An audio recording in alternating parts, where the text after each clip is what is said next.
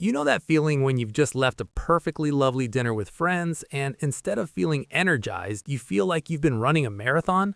Your body's exhausted, your mind's spinning through every conversation like it's evidence at a trial, and all you want is to be alone in your apartment with the lights low and zero human interaction. Most people would call that introversion. But what if I told you something else is actually happening? Something that has nothing to do with whether you're an introvert or extrovert. Because here's the thing. Plenty of extroverts experience this exact same drain, and plenty of introverts can socialize for hours without that crushing need to disappear afterward. So if it's not about your personality type, what is it? It comes down to something psychologists call cognitive load. Every social interaction requires your brain to process massive amounts of information simultaneously. You're reading facial expressions, interpreting tone, monitoring your own responses, predicting how others might react, remembering context from previous conversations, and adjusting your behavior in real time.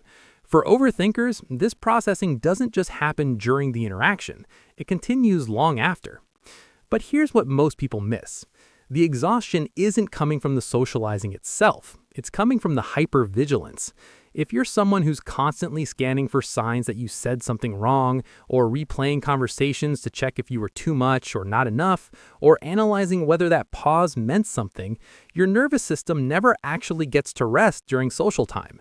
You're not just present in the conversation, you're simultaneously observing yourself in the conversation, critiquing your performance, and running predictive scenarios about future implications.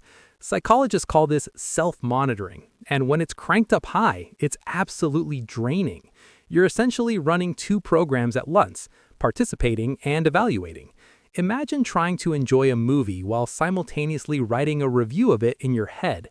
That's what high self-monitors do in every single social interaction. And here's the emotional reality beneath this pattern. The exhaustion you feel isn't weakness. It's not your personality failing you.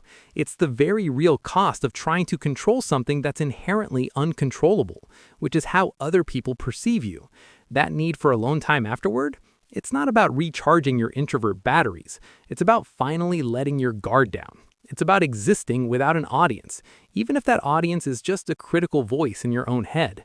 The weight you're carrying isn't from human connection. It's from the constant work of trying to manage connection perfectly. So here's something to try.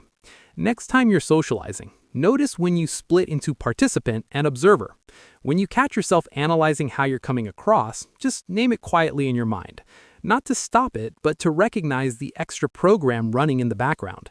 Sometimes just seeing the pattern reduces its grip.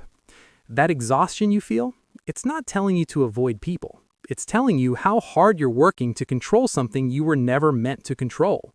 And maybe alone time isn't about escaping others. Maybe it's about finally letting yourself just be.